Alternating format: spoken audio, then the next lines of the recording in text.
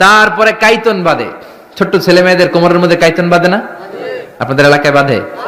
তাবিজ ঝুলা, এতগুলা করে তাবিজ, গলায় এতটি, হাতে এতটি, এদিকে এতটি, আবার কোমরে এতটি। তাবিজের ভারেই তো পোলায় অসুস্থ হয়ে যাবে। সুস্থ হবে কি করে? বিশ্বনবী তাবিজ ঝুলান নাই, বিশ্বনবী ঝাড়ফুঁক করতেন। রুকিয়া, ঝাড়ফুঁক করবেন।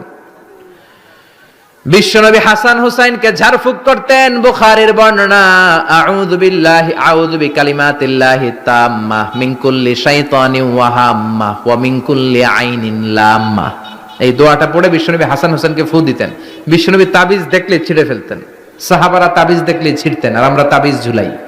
তাবিজ আপনার কিচ্ছু করতে পারে না, করতে পারে কে? আল্লাহ। কোরআনের আয়াত দিয়ে তাবিজ দেয়া যাবে কিনা এটা একটা ইখতিলাফি মাসালা, কিন্তু নিরাপদ হচ্ছে আপনি তাবিজের কাছেই যাবেন না, আপনি ঝাড়ফুঁক করবেন। আপনার রাত্রেবেলা জিনে ধরে যাতে আপনি সূরা ফালাক সূরা নাস পড়ে ফু দেন, আয়াতুল কুরসি পড়ে ফু দেন, জিনের বাদশাও দিবে দৌড়। ঠিক কিনা? এজন্য আয়াতুল কুরসি পড়বেন, সূরা ফালাক নাস পড়বেন। লাবিদ ইবনুল আ'সাম ইহুদিদের মিত্র বিশ্বনবীকে ব্ল্যাক ম্যাজিক করলো। 4 মাস বিশ্বনবী অসুস্থ, নড়তে চড়তে পারে না। বিশ্বনবী 4 মাসে তাবিজ ঝুলায় নাই। 4 মাস পরে সাইয়েদনা জিব্রাইল সূরা ফালাক সূরা নাস নিয়ে নাজিল হয়ে যায়। 2 সূরার মধ্যে 11টা আয়াত। বিশ্বনবীর নিয়ে একটা কুয়ার কাছে যে সাইয়েদনা জিব্রাইল বললেন, ও নবী, কুয়ার ঢাকনা তোলেন, দেখবেন একটা চিরুনি আছে। ওই চিরুনির ভিতরে বিশ্বনবীর দাড়ি আর চুল নিয়ে এই লাবিদ ইবনুল আ'সাম ইহুদিদের মিত্র 11টা গেট মেরেছে। কয়টা?